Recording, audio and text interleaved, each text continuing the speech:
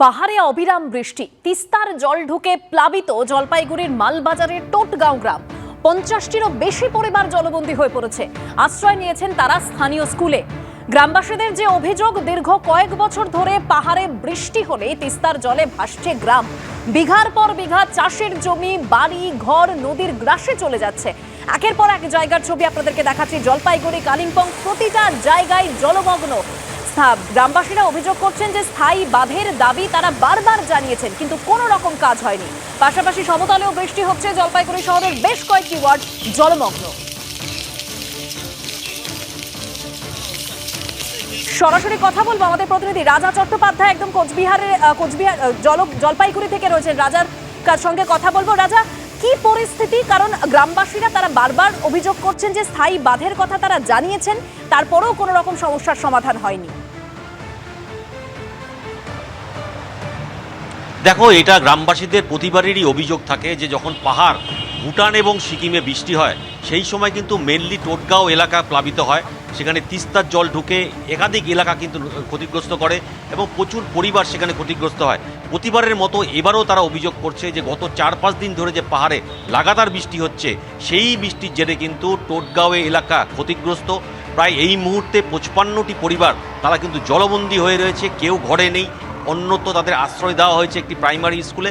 এবং প্রতি বছরই তারা অভিযোগ করে যে এলাকায় একটি বাঁধের, এবং কারণ তুমি জানো যে পাহাড়ে যখন অতিরিক্ত বৃষ্টি হয় তিস্তার জল কিন্তু ফুলে ফেপে ওঠে। সেই কারণে কিন্তু তিস্তার গতিবেগও ঘুরে যাচ্ছে গ্রামের দিকে।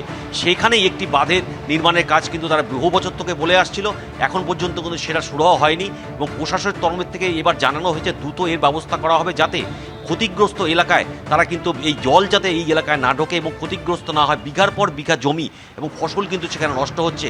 একাধিক পরিবার কিন্তু সেখানে ক্ষতিগ্রস্ত। অনেকে কিন্তু এলাকা ছেড়ে টাউন যেখানে শিবির করা হয়েছে সেখানে যেতে তারা অস্বীকার করছে, কারণ ঘর বাড়ি ছেড়ে অনেকেই কিন্তু যেতে চাইছে না ত্রাণ শিবিরে। এবং এই মুহূর্তে প্রায় 55টি পরিবারের অধিকাংশ মানুষই কিন্তু সেই ত্রাণ শিবিরে আশ্রয় নিয়েছে। প্রশাসনের তরফ থেকে সেখানে খাওয়া দাওয়ার ব্যবস্থা করা হয়েছে।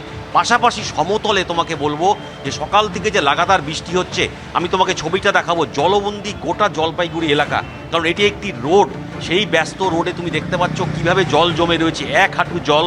সকাল থেকে লাগাতার বৃষ্টি, তার জেরেই কিন্তু এই জলবন্দী হয়ে পড়েছে জলপাইগুড়ি এলাকার একাধিক যে ওয়ার্ড রয়েছে সেখানে, এবং বিভিন্ন জায়গায় ত্রাণ শিবির খোলা রয়েছে। আমরা কথা বলবো এই এলাকারই এক বাসিন্দার সাথে, তারা কি বলছে, কি অভিজ্ঞতা। প্রতি বছর কি একই রকমভাবে জল হয়? প্রতি বছরই আমাদের এখানে প্রতি বৃষ্টিতে এরকম জলে ভর্তি হয়ে যায়।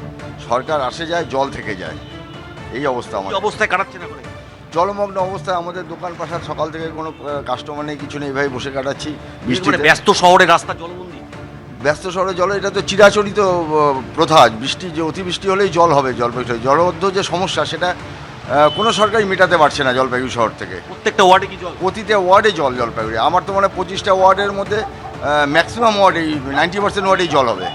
তুমি শুনলে সাধারণ মানুষ যারা রয়েছে তারা কিন্তু বলছে প্রতিবারের ন্যায় কিন্তু জলপাইগুড়ি শহরও জলবন্দী হয়ে রয়েছে, এরকম ক্ষোভ কিন্তু এলাকার মানুষ বলছে।